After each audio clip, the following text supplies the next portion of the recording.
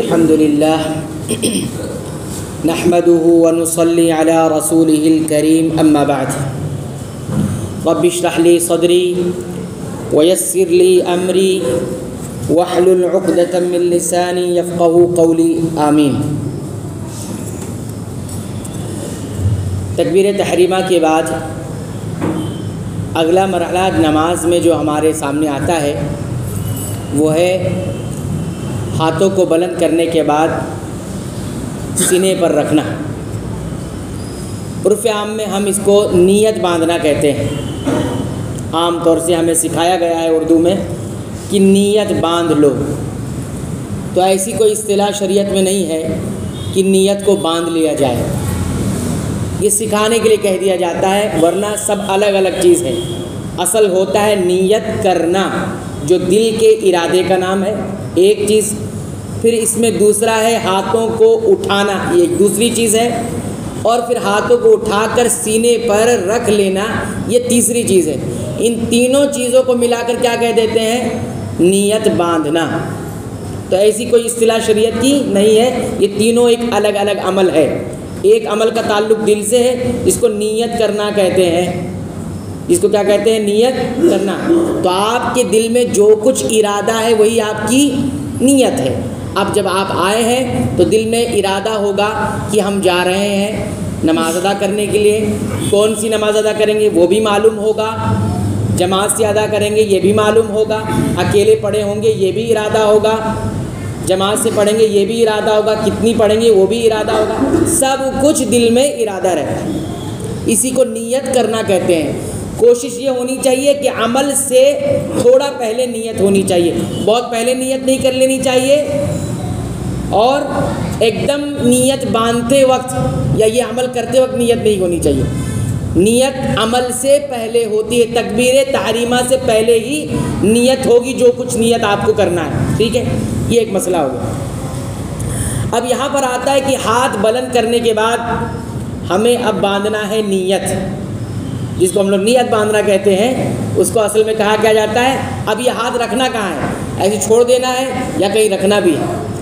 تو اسے رکھنا کہاں پر ہے؟ پہلے یہ سمجھ لیں کہ کون سا ہاتھ اوپر رہے گا، کون سا ہاتھ نیچے رہے گا، ٹھیک ہے؟ تو ہمیں معلوم ہے کہ دایاں ہاتھ اوپر رہے گا اور بایاں ہاتھ نیچے رہے گا۔ حدیث دیکھیے، سنن ابی داؤد کی روایت ہے، سہل بن سعد فرماتے ہیں، صحابی رسول ہیں، کہ کان الناس یؤمرون، لوگوں کو حکم دیا جاتا تھا کس بات کا؟ ان یضع الرجل الید الیمنى علی ذراعہ الیسری فی الصلاۃ، کہ نماز میں وہ اپنے ہاتھ، دائیں ہاتھ کو اپنے بائیں ہاتھ پر رکھیں گے، دائیں ہاتھ کو بائیں بازو پر رکھیں گے، دائیں ہاتھ کو اپنے بائیں بازو پر رکھیں گے۔ تو گویا یہ معلوم ہوا کہ دانا ہاتھ اوپر ہوگا اور بایاں ہاتھ نیچے ہوگا، ٹھیک؟ اب کیسے رکھنا ہے اور کہاں رکھنا ہے، یہ دو مسئلے آتے ہیں۔ تو کیسے رکھنا ہے پہلے اس مسئلے کو حل کریں گے، اور کہاں رکھنا ہے اس مسئلے کو کل حل کریں گے۔ پہلا مسئلہ یہ ہے کہ کیسے رکھنا ہے ہاتھ کو، تو ساری حدیثوں کو جمع کریں گے تو 3 طریقے بتائے گئے ہیں جس پر اتفاق ہے۔ پہلا طریقہ یہ ہے کہ انسان اپنے دائیں ہاتھ کی ہتھیلی کو، یہ والا حصہ، اس کو راحت الید کہتے ہیں اور ہم لوگ کف بھی کہتے ہیں، اس ہتھیلی کو بائیں ہاتھ کے ہتھیلی کی پشت پر، تو یہ ہتھیلی ہو گئی اور یہ اس کی پشت ہو گئی، تو ہم اس کے اوپر ایسے رکھ دیں گے، انگلی ایسی رہے گی اور یہ اس پہ رکھ کے ایسے کھڑے ہو، ٹھیک؟ یہ ہو گیا ایک طریقہ جو رسول اکرم صلی اللہ علیہ وسلم سے بیان کیا جاتا ہے، ٹھیک ہے؟ اس کی بھی حدیث موجود ہے سنن ابی داؤد اور سنن نسائی کے اندر، یہ چیز موجود ہے۔ حدیث اگر ہم ذکر کریں گے تو وقت زیادہ ہو جائے گا۔ ایک طریقہ سمجھ میں آیا کہ یہ دائیں ہاتھ کی ہتھیلی کو بائیں ہاتھ کی ہتھیلی کی پشت پر رکھیں گے، یہ طریقہ سنت کا طریقہ ہے، ایسے رکھا جائے گا، ٹھیک؟ دوسرا طریقہ بتایا گیا ہے کہ اس ہاتھ کو اس ہاتھ کے ہتھیلی پر یہ کڑائی کے پاس رکھ کر پکڑ لیں گے، اس ہاتھ کی کلائی کو اس ہاتھ کی کلائی پہ رکھ کر ایسے پکڑ لیں گے، اس کو قبضہ کہا جاتا ہے۔ تو اس سے کیا ہوگا؟ یہ پکڑا جاتا ہے، ایسے ہوتا ہے۔ یہ رسول اکرم صلی اللہ علیہ وسلم بھی کیا کرتے تھے، یہ بھی روایت موجود ہے، یہ بھی سنن نسائی کے اندر روایت موجود ہے۔ ایک تیسرا طریقہ ہے وہ یہ ہے کہ دائیں ہاتھ کو بائیں ہاتھ پر رکھیں گے، لیکن یہ جو آپ کا ہاتھ ہے یہ کلائی کوہنی کے قریب ہوگا، کوہنی کے قریب ہوگا، گویا پورا ہاتھ ایسے آ گیا، نہ انگلی پھیلا کر رکھیں گے نہ بہت سمٹ دیں گے، بلکہ نارمل کر کے رکھیں گے۔ تو یہ 3 طریقے ہیں جو سنت سے ثابت ہے۔ تو اگر آپ کو نظر آ رہا ہوگا تو آپ دیکھ لیں اچھے سے۔ پہلا طریقہ یہ ہاتھ کو اس ہاتھ پہ ایسے رکھیں گے، یہ والی جو حصہ ہے یہ یہاں پر آئے گا، اس طرح رکھ کے ایسے کھڑے رہیں گے، ٹھیک ہے۔ وقت اور حالات کے حساب سے آپ اس پر عمل کر سکتے ہیں۔ جماعت میں رہیں گے تو ایسے کریں گے تاکہ کسی کو تکلیف نہ پہنچ جائے، کیونکہ اگر اس پر آپ عمل کریں گے تو یہ باہر نکل جائے گا۔ تو یہ تینوں طریقے رسول اکرم صلی اللہ علیہ وسلم کیا کرتے تھے۔ یہ انسان اپنی حالات اور تقاضے کو دیکھ کر عمل کرے تاکہ کسی کو تکلیف نہ پہنچ پائے۔ کوئی اسی پر اگر مستقل عمل کرے گا تو سامنے والے کو تکلیف، بازو والے کو تکلیف ہو سکتی ہے، اور جماعت کا جو تقاضا وہ پورا نہیں ہوگا۔ تو اس پر بھی عمل کر لیا جا سکتا ہے۔ یہ یہاں تھوڑا قریب رکھیں گے۔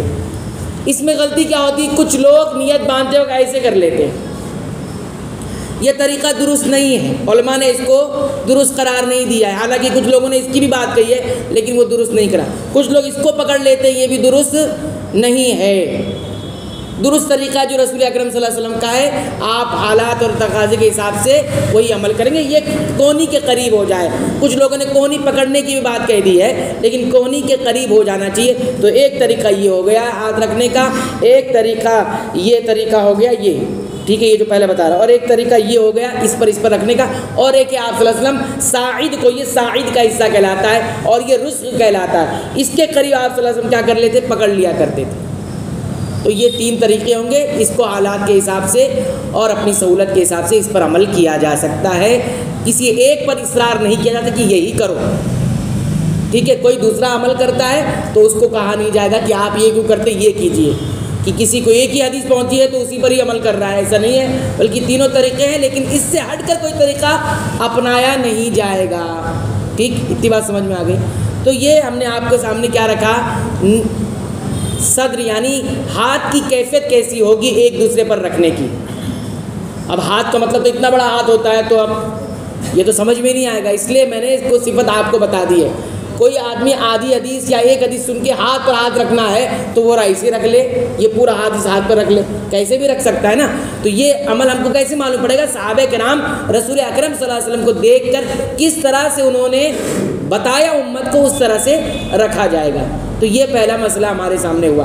دوسرا مسئلہ یہ ہوگا کہ رکھنا کہاں ہے، دائیں ہاتھ بائیں ہاتھ پہ رکھنا ہے، وہ تو سمجھ میں آ گیا۔ اب رکھنا کہاں ہے، یہ مسئلہ انشاءاللہ ہم کل کے درس میں دیکھیں گے، تاکہ اچھی طرح وہ چیز بھی سمجھ میں آئے اور اس کے دلائل بھی سمجھ میں آئے، اور جو دوسرا طریقہ جو اپنایا جا رہا ہے، عام طور سے دیکھا جاتا ہے، وہ طریقہ کیوں نہیں اپنایا جائے گا، وہ بھی ہم دیکھیں گے، ٹھیک ہے۔ تو یہ سارے کل کی حدیث میں ہم انشاءاللہ دیکھیں گے، تاکہ اختلاف نہ ہو، ٹکراؤ نہ ہو، دونوں طرف کے دلائل کو ہم دیکھ کے صحیح بات، راجح بات کیا رہے گی وہ ہم ذکر کریں گے انشاءاللہ۔ تو آج ہم نے کیسے دائیں ہاتھ کو بائیں ہاتھ پہ رکھنا ہے اس کی جو 3 صورتیں تھیں وہ آپ کو بتا دی گئی۔ جو اتفاق تھا، ایک میں اختلاف تھا اس لیے میں نے اس کو زیادہ چھیڑا نہیں ہے، 3 طریقے کو میں اتفاق ہے علماء کا، تو اس لیے میں نے اس کو ذکر کیا ہے۔ اللہ تعالی ہمیں سنتوں کے مطابق یا سنت کے مطابق عمل کرنے کی توفیق عطا فرمائے۔